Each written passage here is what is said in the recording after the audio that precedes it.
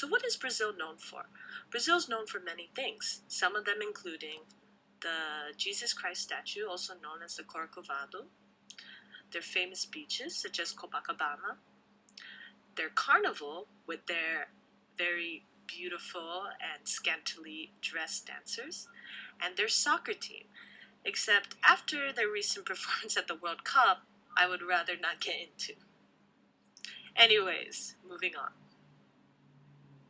Feijoada. Now this is what I want to talk about today. Feijoada, as I mentioned earlier, is known as the national food of Brazil. Ah, so good. So, what exactly is feijoada? The name is derived from feijão, which is the Portuguese word for beans. Now, as you all might know already, Brazil was originally colonized by the Portuguese. That is why we speak Portuguese as our main language, and we are primarily a Roman Catholic country. Originally, the feijoada from Portugal, they use white chickpeas. However, for Brazil, we made it into black beans, and that's the type of feijoada that's famous today. So feijoada is typically a comfort food, and it is normally, as a tradition, is eaten on Saturdays, and it's shared by family, and family is a huge thing in Brazil.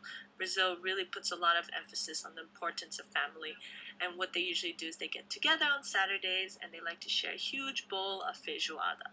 So it's an important food in our culture. Well, meat such as salted and smoked pork, so sausages and bacon, pork spare ribs, and carne seca, which is dried meat, kind of like a beef jerky. All these meats, when they're slow cooked into the stew, gives it that famous and very tender and amazing flavor. Or, if you wanted to go to the more traditional route, you could also add these meats, which are cheaper alternatives, such as pig's ears, feet, and tails, and beef tongue. Now, some of you might be horrified by this, because in American culture, we don't usually eat pig's ears, feet, and tails, or beef tongue. However, I can assure you that the addition of these meats will actually just add to the flavor. It's not just the gelatinous texture, but also its intense flavor really adds to the stew. So if you were to make it in the future, you should definitely add these ingredients. So, feijoada would go under protein foods group, mainly because their top ingredients are beans and meat, and therefore it would also be in the bodybuilding foods.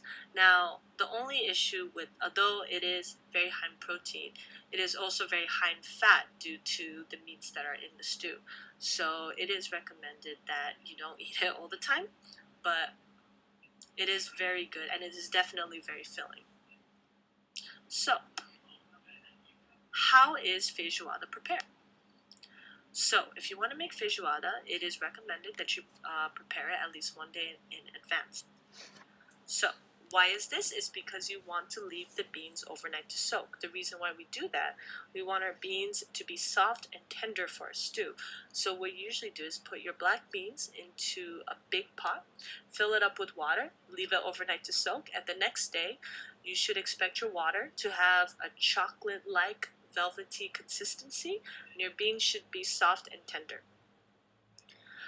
Also, you want to prepare your meats, so you have to cut up your spare ribs, your bacon, your salted pork, and your sausages, and then you slow cook afterwards. If you want to know what you want to eat it with, you want to add collard greens, vinaigrette, which is kind of a type of salsa. It's made out of oil, sliced tomatoes, onions, and cilantro.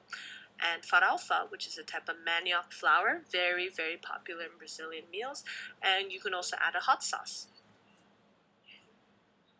And then this should be your final product. And if you want to, you can add some additional oranges, which matches with the flavor. Oh, just looking at it makes me so hungry. Ooh. Well, I hope you enjoyed this presentation. Thank you for listening. And that was my presentation on feijoada.